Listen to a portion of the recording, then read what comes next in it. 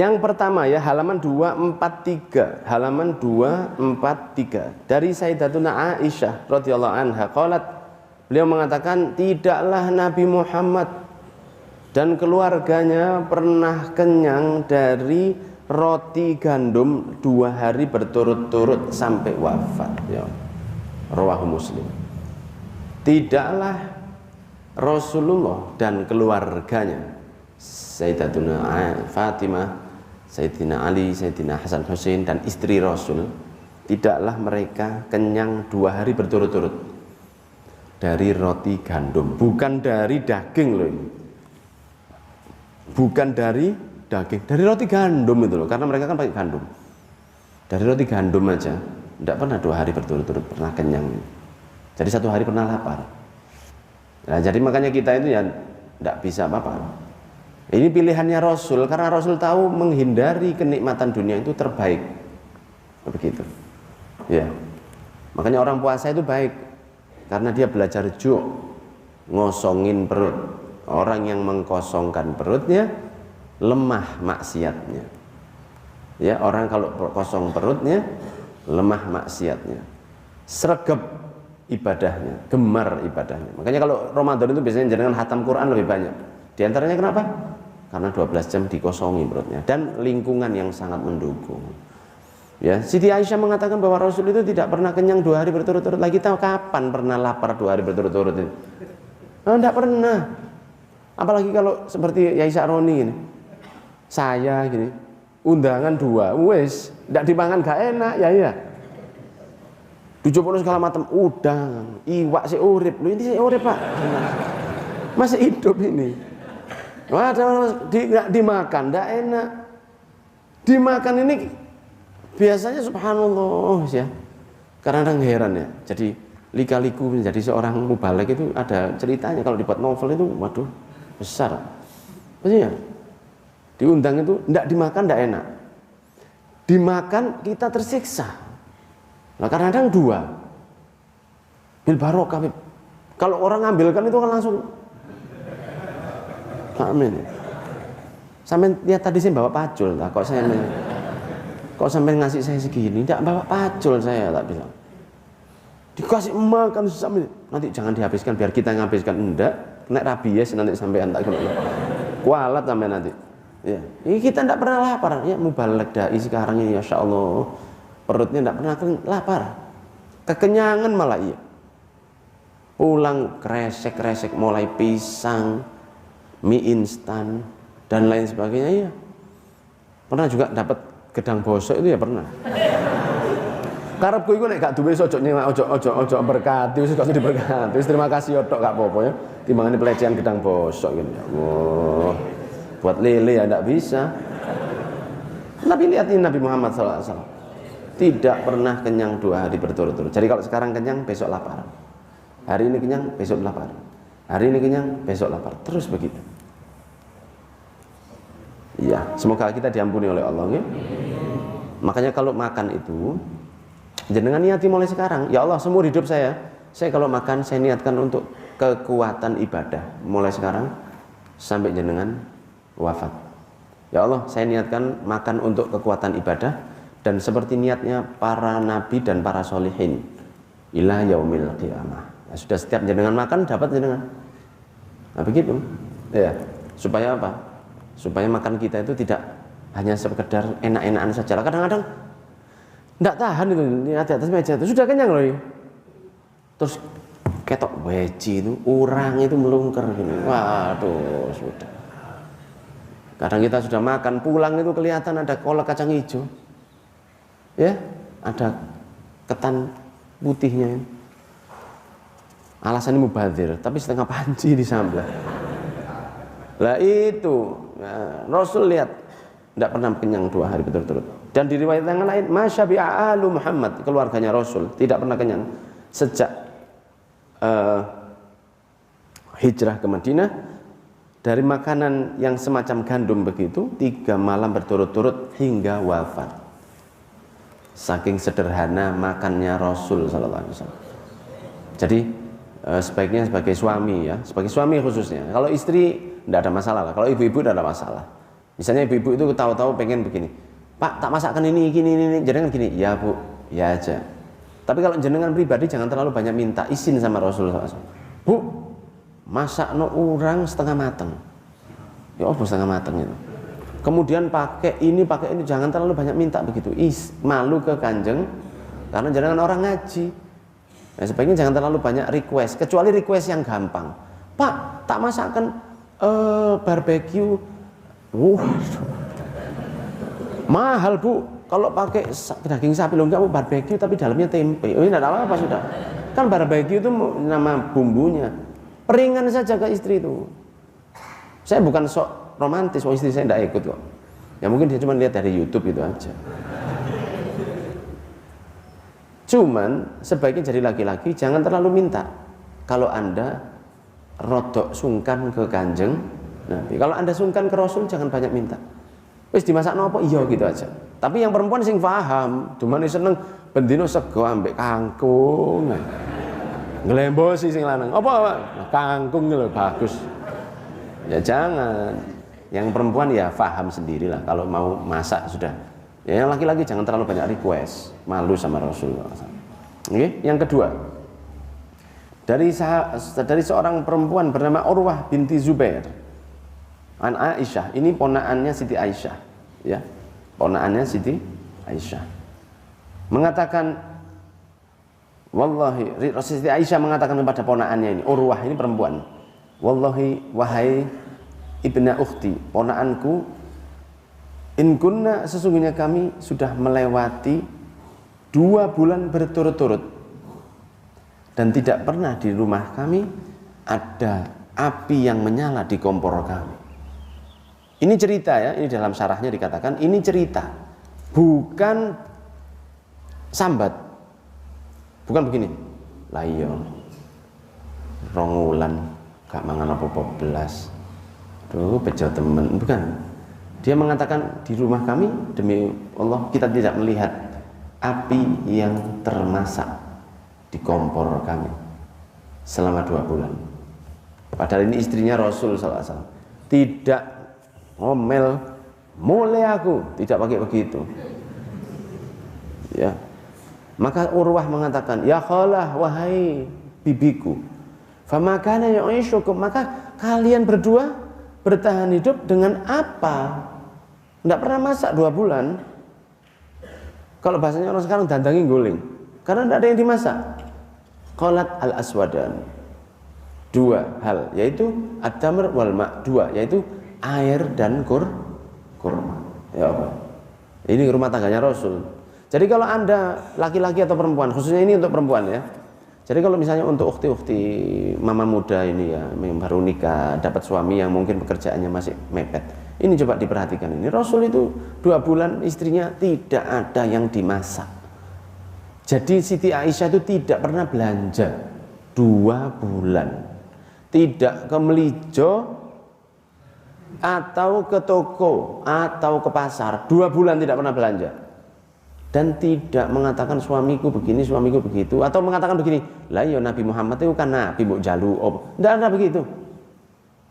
Apa yang kalian makan? Apa yang kalian makan? Al-aswadan, 2 hal. Apa itu? Kurma dan air saja. Ya.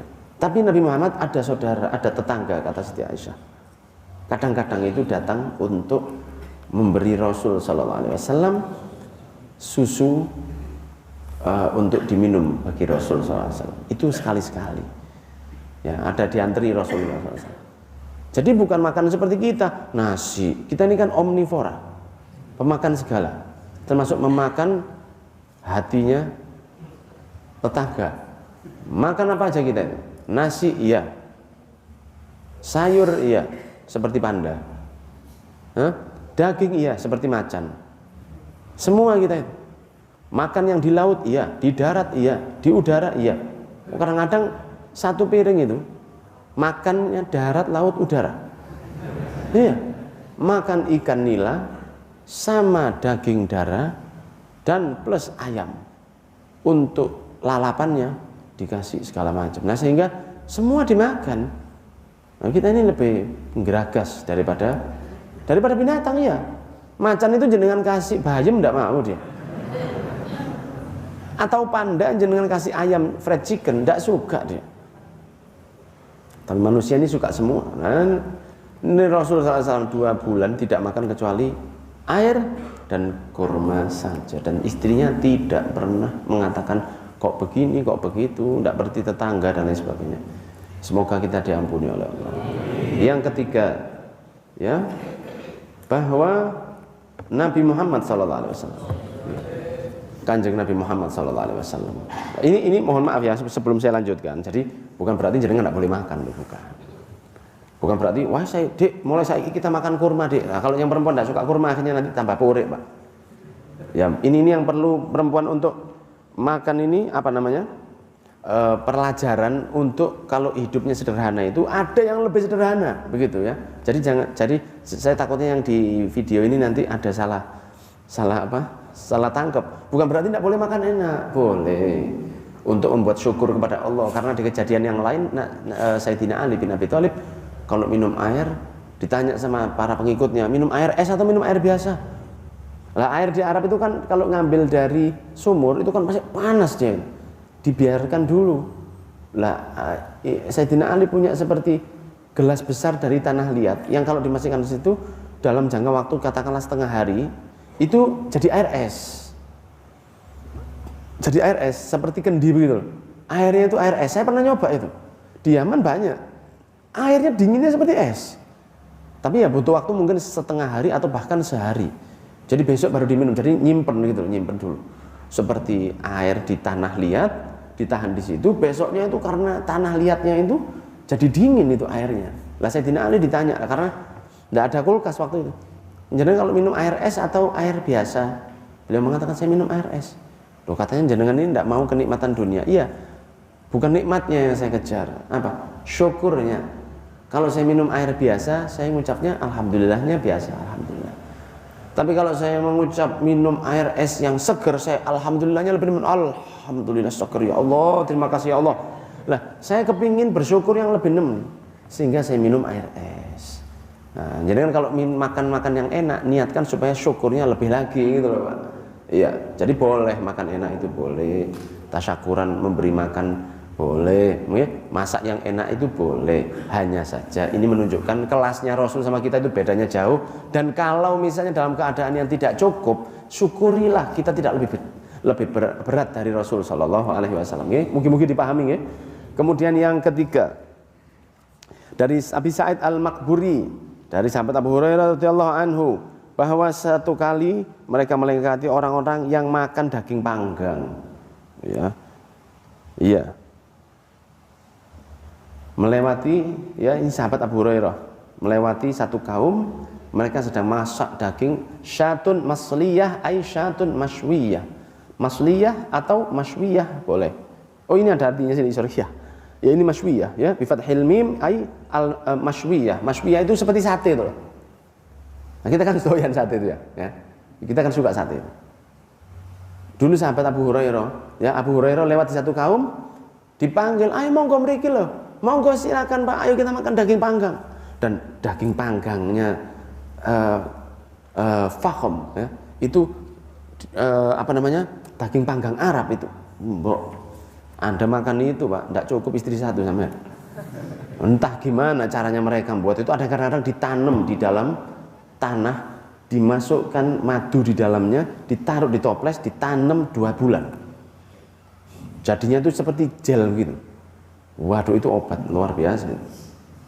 Atau dimasak perut kambing, ada lagi yang begitu. Jadi kambingnya dipotong, dikuliti, kemudian jeroannya dibuang, kemudian perutnya itu kan kakinya sudah dipotong, perutnya itu dibuka, nasinya itu dimasuk ke situ, dijahit. Setelah dijahit, dimasak, dipanggang begitu, dimasak. Terus bumbu-bumbunya dimasukkan di dalam perutnya kambing tadi kan sudah kosong karena jeruannya sudah hilang. Itu dibuka, saya tidak pernah nyoba. Kalau masalah begini jangan tanya Habib Abu Bakar Pak Akil. Pas sampai awak ya. Oh jagonya makan. Anda tanya makanan model apa dari Timur Tengah mesti tahu dia jago masak juga. Hebat masak Abu Bakar. Itu masakan di sana itu istimewa sekali hadirin. Daging kambingnya itu prul sekali, belum dimakan sudah hancur. Nah, ketika sahabat Abu Hurairah lewat di depan mereka, ditawari, marilah makan daging kambing panggang bersama kami. Dilihat sama beliau, mohon maaf saya tak pamit aja, tidak makan. Ditanya kenapa? Dijawab oleh beliau, kharaja Rasulullah. Rasulullah wafat dari dunia ini, keluar dari dunia ini, dan tidak pernah kenyang dari roti gandum aja, tidak pernah. Kenyang dari roti gandum tidak pernah. Dan saya Abu Hurairah mau makan daging panggang, malu saya sama Rasulullah SAW. Itu dulu begitu. Ya, saking beratnya, saking beratnya, saking tidak maunya mereka. Itu bukan sombong, ya? Bukan sombong. Tapi memang mereka sahabat Rasul itu pengen sebisa mungkin semirip Nabi Muhammad, bahkan dalam makanannya. Ini yang agak berat ya. Yang keempat,